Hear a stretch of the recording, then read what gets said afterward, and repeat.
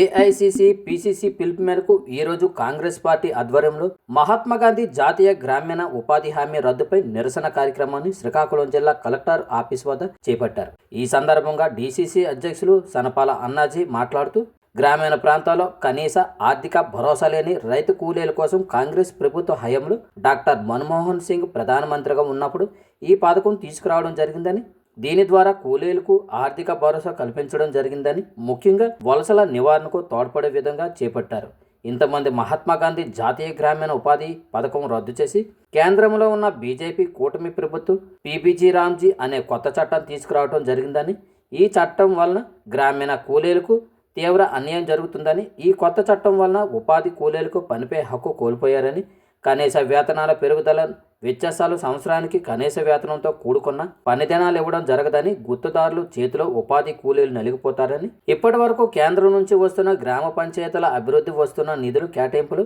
వివక్షత చూపడం జరుగుతుందని, గతంలో 90% నిధులు కేంద్ర ప్రభుత్వం భరించేదని, రాష్ట్ర ప్రభుత్వం 10% ఇచ్చేదని, ఇప్పుడు 40% రాష్ట్ర ప్రభుత్వాలు భరించడం వలన ఆర్థిక భారం ఎక్కువై ఇది పరోక్షంగా మధ్య చిన్న తరగతి సన్నకారు రైతులపై పడుతుందని,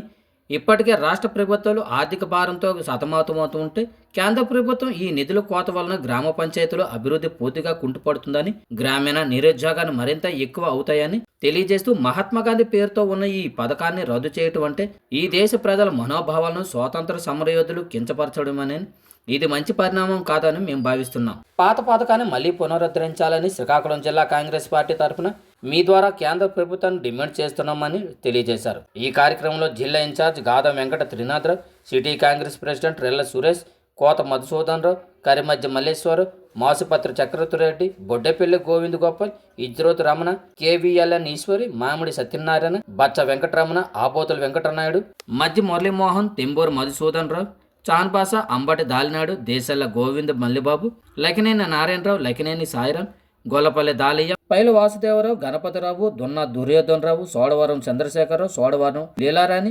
సూర్యాబేగం, జి రామారావు, జి ఆదినారాయణ తదితరులు పాల్గొన్నారు. మా కాంగ్రెస్ పార్టీ తరఫున మా శర్మలమ్మ నాయకత్వంలో మేము పనిచేస్తూ ప్రతి గ్రామానికి వెళ్ళి ఈ ఉపాధి హామీ చట్టం, ఈ కొత్త చట్టాన్ని వ్యతిరేకించాలని మేము వలస కూలీల దగ్గర